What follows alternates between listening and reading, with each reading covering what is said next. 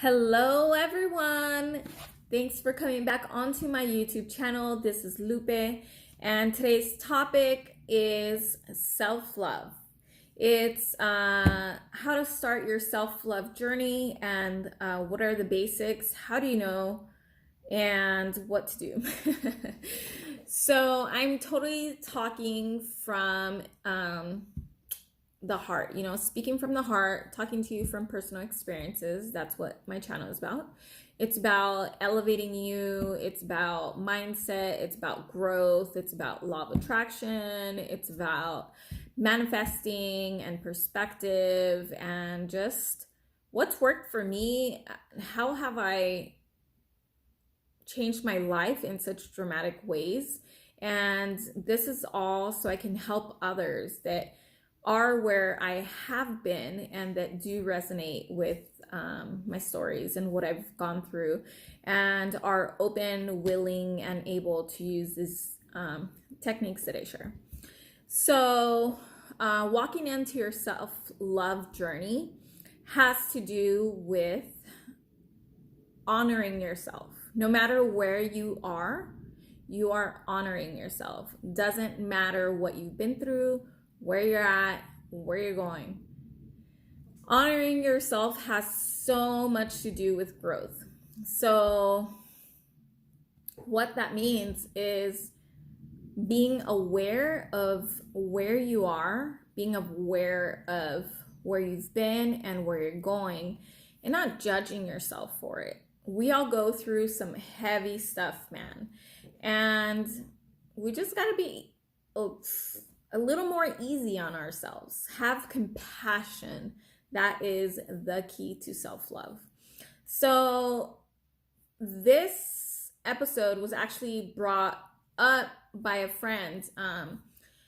It was a personal request from a friend that I have that she was actually my first subscriber, and she's been watching a lot of YouTube videos that I've been sending her from other channels for some time now. And so this is for you, girl. You know who you are.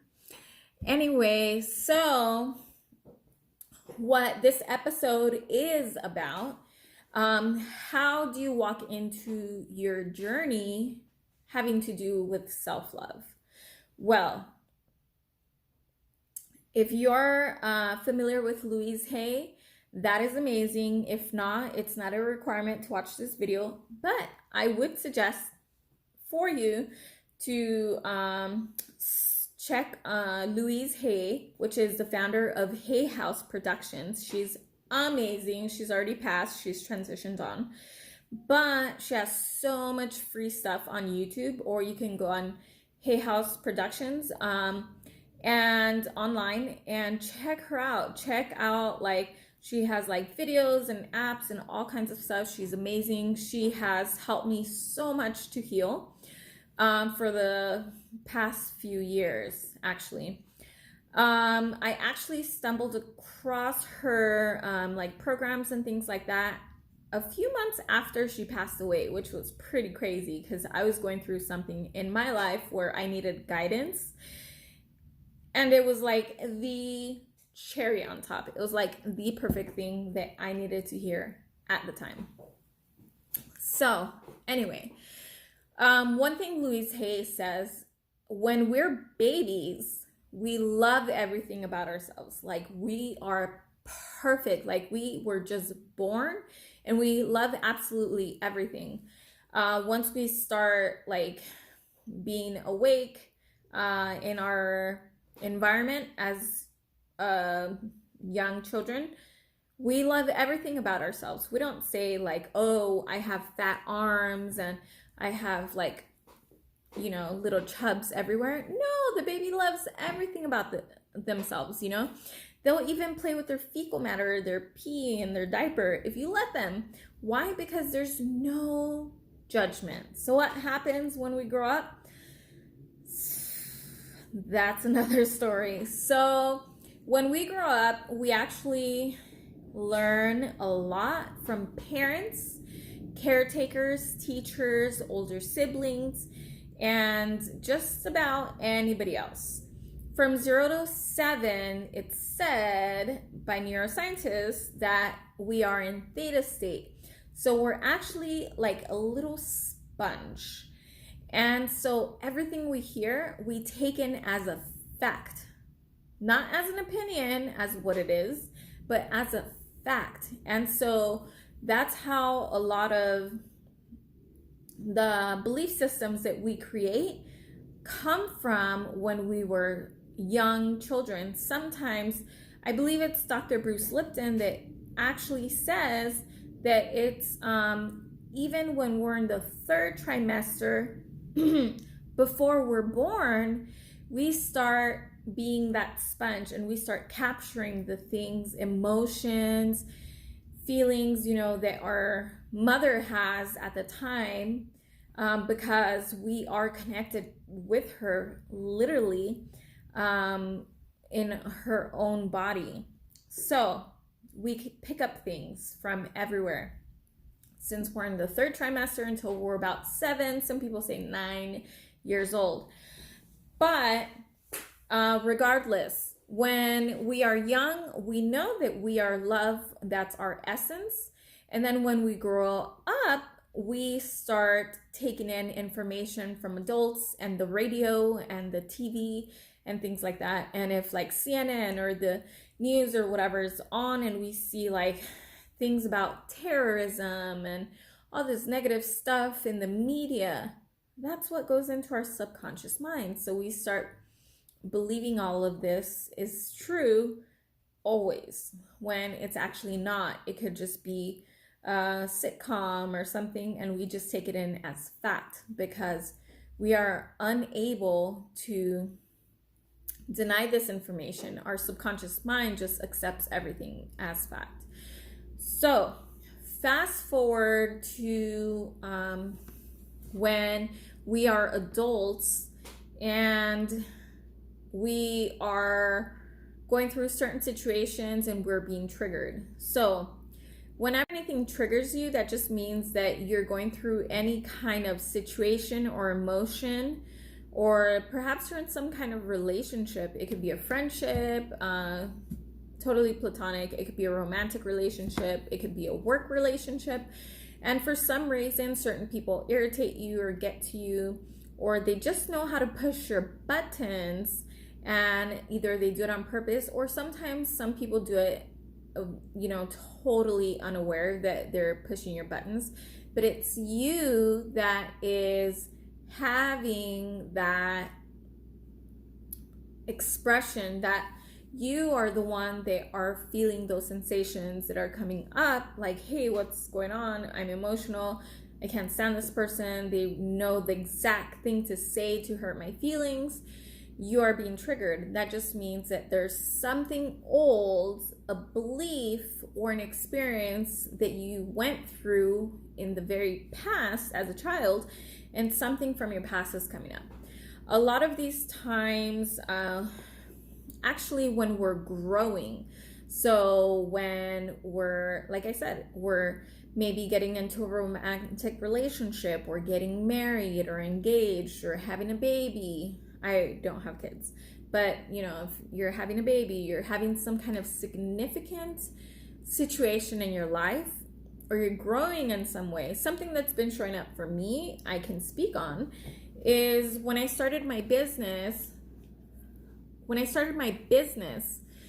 I was super excited, I was super scared, I was super nervous, but everything was good because it's something I wanted to do. So it was gravy. The further I get into it, I come up with start experiencing challenges and things that I didn't realize were gonna come up. And then out of nowhere, I feel super low vibes. I start feeling emotional things that I have not felt for years. And it's what is happening? And a lot of limiting beliefs having to do with self-worth. You would think, because I started a business, you would think that my limiting beliefs are with money. But in fact, I've been working a lot for the past year before I even started my business, I started expanding my blueprint, which is really great if you're thinking of starting a business or getting into any financial degree or anything like that. Start expanding your blueprint for your financial blueprint. Wow, what a game changer. So now that I do feel prosperous, my finances are looking better. I'm way more responsible with my money, things like that. That's emotional things that are coming up, and it has to do with self-worth. Well, I believe that our self-love and self-worth are super tied in together. Why? Because many times we feel that in order to feel loved, we must be worthy of love. I know it sounds crazy, right? But it happens. So back in the whenever it was that we needed tribes to survive, because if you were rejected by the tribe, you were dead, you're gone. You needed a tribe, someone to support you, someone to watch your back. Maybe a saber-toothed tiger would have got you. You never know. Anyway, back on course. So back when we needed a tribe, we needed to be accepted. We needed to add value, to have that worth, to feel the protection and the love, and have food in our bellies. So now that for the majority of the part, people are not tribal, especially not in Las Vegas, Nevada. So what I'm saying is that so many times that when you're not feeling worthy and you're not feeling enough, you can also be blocking love. And sometimes we don't realize that limiting beliefs are embedded in us. So back to my journey. So I went through some things in my romantic relationship where relationships for the past, I don't know, let's say for the past 10 years, more than 10 years. Every time I was in a romantic relationship, certain feelings of unworthiness would come up. And it would not be automatically. It would be after a few months or a few years, and then it would come up. And it was always the same thing. Am I enough? Am I lovable enough? I don't feel lovable. I don't feel the love that I give. And I just felt that because I was doing so much for somebody else that I should be giving back, when in fact, that is not unconditional love. That is actually conditional love.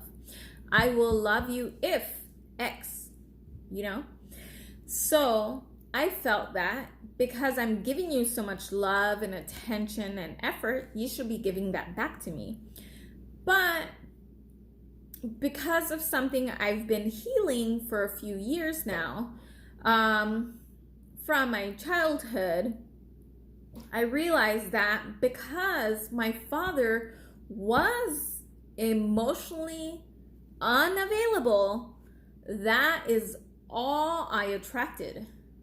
I swear. So if say there's like 20 guys in a room, I would, cover my eyes basically. This is what perception does. Because you have a limiting belief, my limiting belief was I can only attract somebody that is emotionally unavailable. It doesn't mean they're in a relationship. It just means that they are not open and vulnerable with their own emotions and feelings. Their heart is not open. So I swear, out of like 20 guys, zip, like I could only see the one guy that was emotionally unavailable. Why? Because that's how paradigms work. A paradigm is a set of beliefs that you have that you exercise. They're embedded in you, so it's your default. So when you shift your paradigm, you shift your life. So that's what I've been doing for several years, and it's been changing my life for the better. And now my perception is super different than what it was years ago.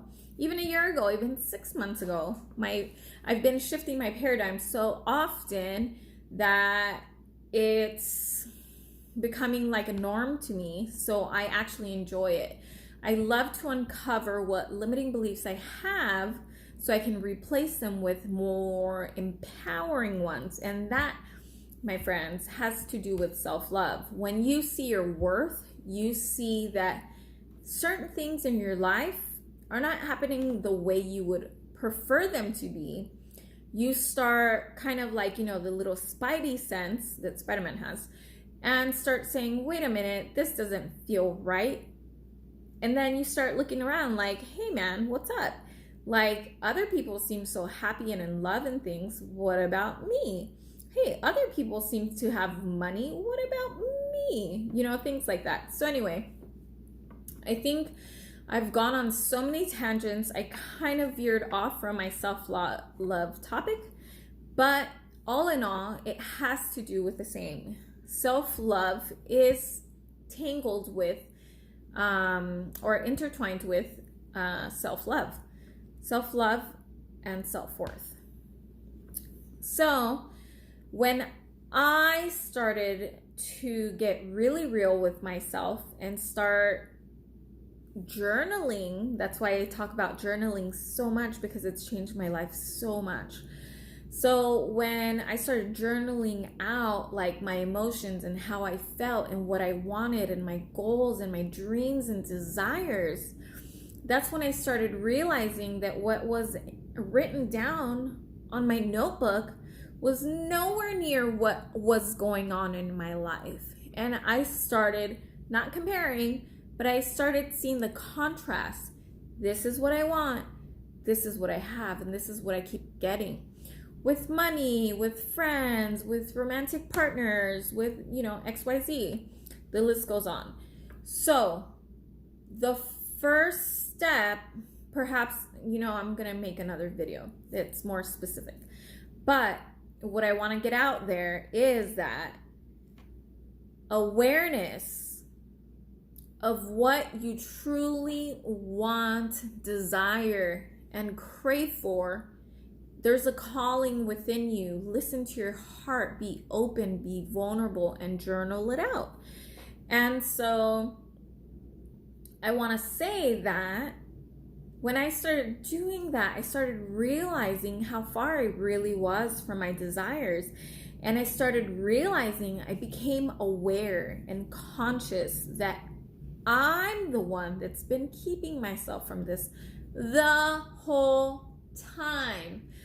I will tell you that I am a recovering people pleaser, and it feels so good, so delicious to say no to people. Why?